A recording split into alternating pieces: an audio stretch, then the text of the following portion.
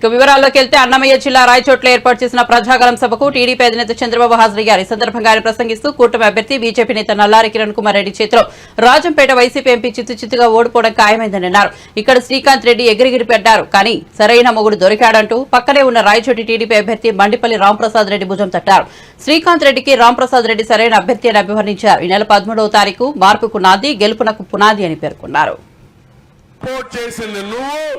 Bill pass చేసింది నువ్వు, ఇప్పుడు వచ్చి ఇది వస్తే ఏదో అయిపోతుందని.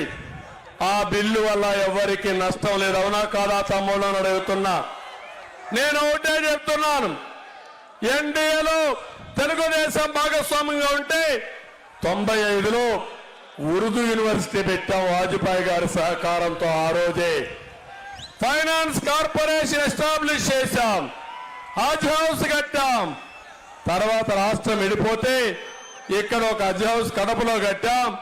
కడపలో నేను హజ్ హౌస్ కడితే ఒక డిప్యూటీ సీఎం ఉన్నాడు, 10% పని పూర్తి చేయలేదు తమ్ముళ్ళు.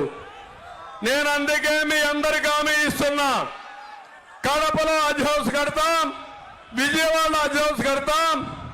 హజ్ యాత్రకు పోయే యాత్రికులకి 1 లక్ష రూపాయలు ఆర్థిక సహాయం చేసే బాధ్యత మాది. ఇదే కాదు, ఈరోజు ఒకటే చెప్తున్నా, ఉర్దూ 2వ భాష మేమే చేశాం. నేను అడుగుతున్నా, ఈరోజు దుల్హాన్ వస్తా ఉందా మీకు? రంజాన్ తోఫా వస్తా ఉందా మీకు? విదేశీ విద్య వస్తా ఉందా మీకు? ఎందుకు చేశారు? తెలుగుదేశం ఉన్నప్పుడు ఇచ్చామా లేదా అని మిమ్మల్ని అడుగుతున్నా. ఇంకో పక్క మౌజములకి ఇమాములకి 5,000 3,000 రూపాయలు ఇచ్చామా లేదా అని అడుగుతున్నా.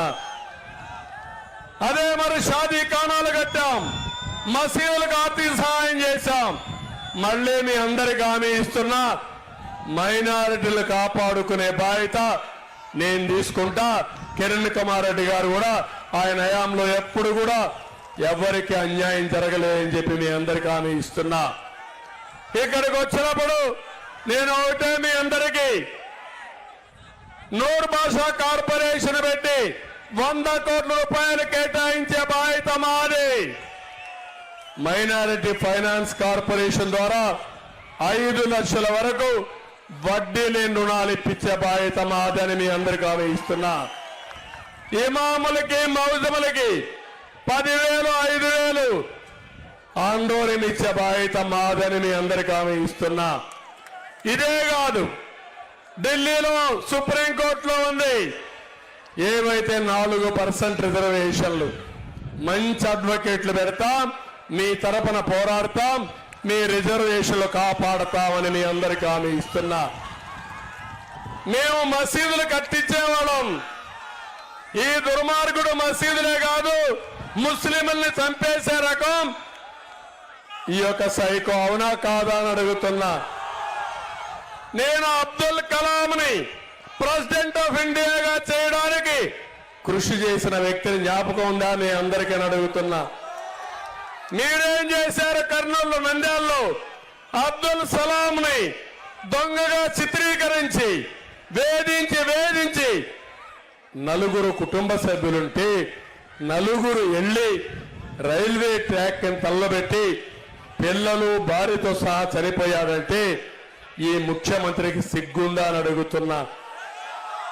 ముస్లిం సోదరికి రక్షణ లేదు, ఎవరి ఆస్తికి రక్షణ లేదు. ఇక్కడే మైదుకూరులో ఒక ముస్లిం సోదరుడు భూమి వేరే